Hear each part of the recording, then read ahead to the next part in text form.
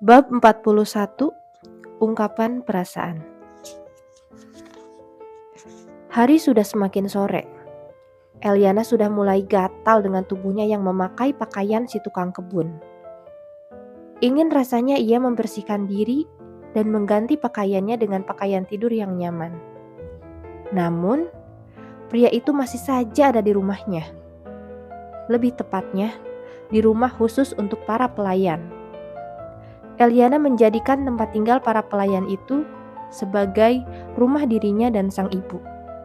Dan bodohnya, pria itu percaya begitu saja dengan sandiwaranya.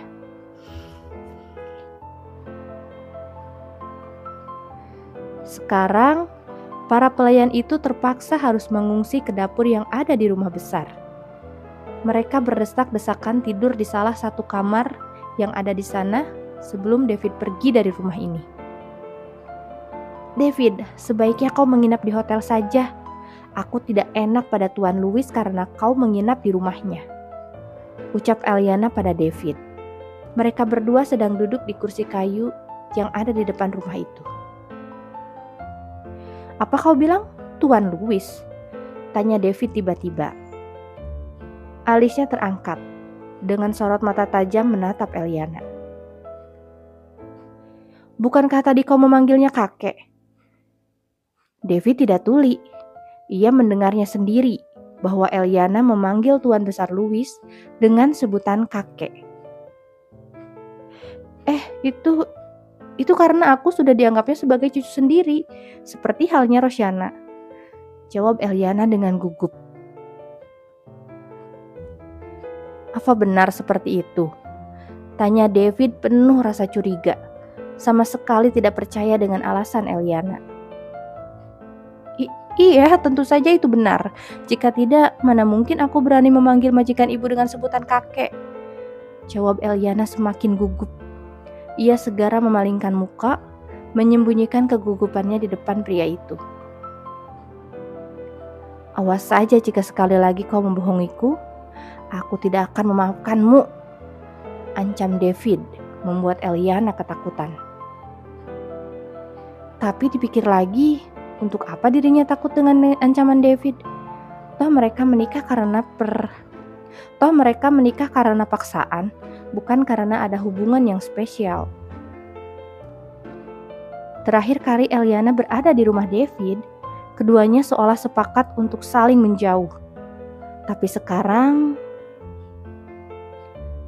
Eliana segera menoleh kembali, menatap David dengan serius. "Oh iya, mumpung sekarang kau ada di sini, besok kita urus surat perceraian." Dengan berani Eliana mengatakannya. "Aku tidak ingin menjadi penghalang di antara kalian berdua.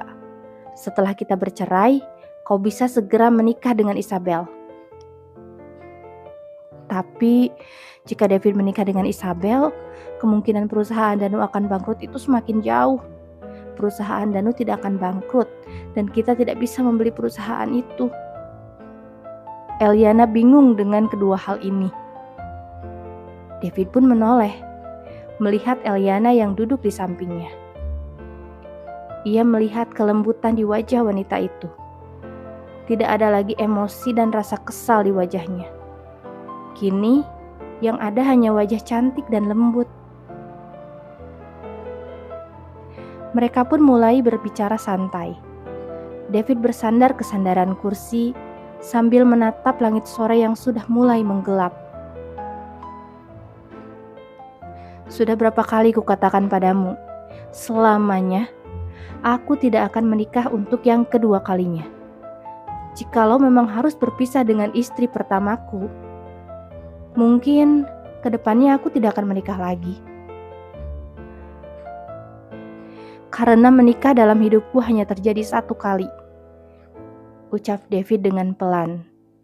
Ia mengatakan istri pertama dan tidak menyebut nama Eliana, karena ia tidak ingin mengatakan hal itu. Eliana terdiam, tidak menjawab ucapan pria itu. Suasana di sana hening beberapa saat. Keduanya tidak berbicara lagi, dan hanya menatap langit yang kini sudah mulai menggelap. Angin malam pun sudah mulai bertiup, menyentuh kulit dan tubuh mereka. Rasa dingin segera menusuk ke dalam tulang. Hingga akhirnya, Eliana memutuskan untuk masuk ke dalam rumah sederhana itu. Kau masuk dan tidurlah di kamar tamu. Besok aku akan mengantarmu ke perusahaan kakek. Ucap Eliana dengan pelan. Ia berjalan masuk ke dalam rumah, meninggalkan David di luar tanpa mengajaknya. Bukan Tuan David namanya jika tidak memiliki muka tebal di depan Eliana. Dengan gerakan cepat, David masuk ke dalam rumah mengikuti langkah Eliana.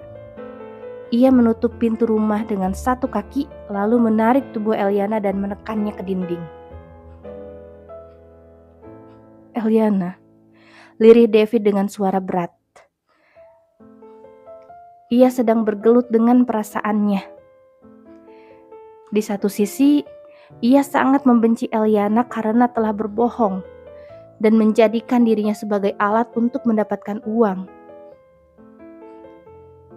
Tapi di sisi lain, ia sangat merindukan wanita ini.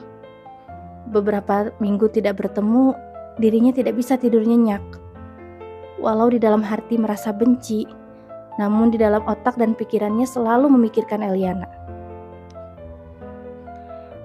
Pulanglah, ucapnya dengan susah payah. Aku datang ke kota Layang, sengaja ingin menjemputmu pulang.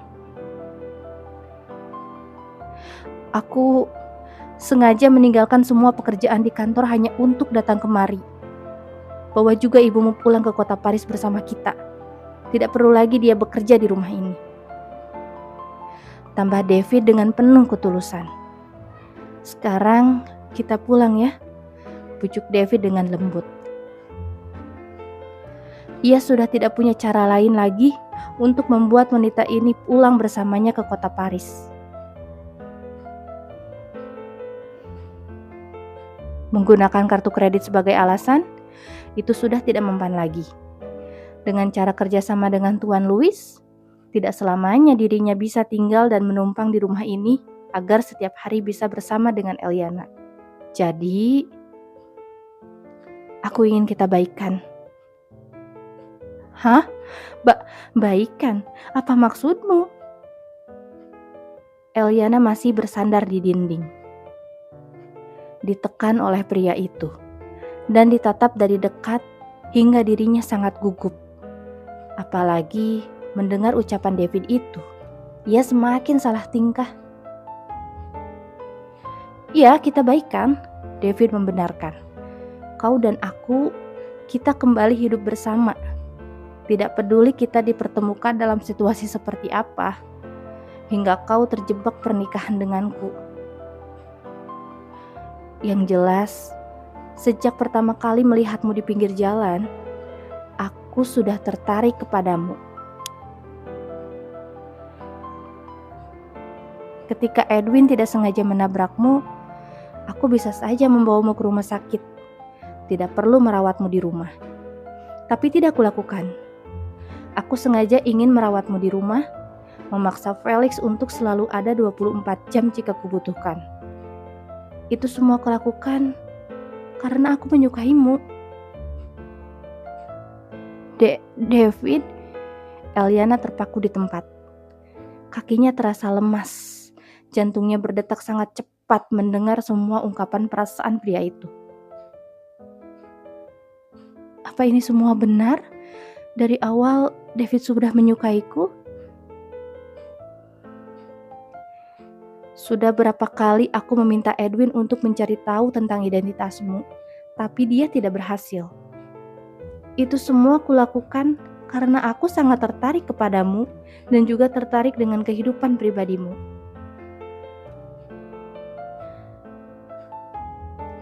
Tapi sekarang, aku tidak akan meminta Edwin untuk mencari tahu semua tentangmu lagi. Tidak peduli kau terlahir dari keluarga tidak mampu atau bahkan dari seorang gelandangan sekalipun. Aku sama sekali tidak peduli. Sekarang, aku hanya ingin kita bersama.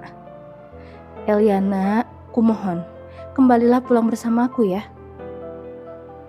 Tutup David penuh permohonan. Ia berharap wanita keras kepala ini tersentuh dan mau ikut pulang bersamanya. Aku tidak. Ucapannya tiba-tiba terpotong. Jangan menolak. Aku tidak ingin mendengar penolakan darimu. Eliana tidak tahu harus berkata apa. Ingin menolak, tapi pria ini sudah tulus kepada dirinya. Ia tidak mungkin menolak niat baik David begitu saja.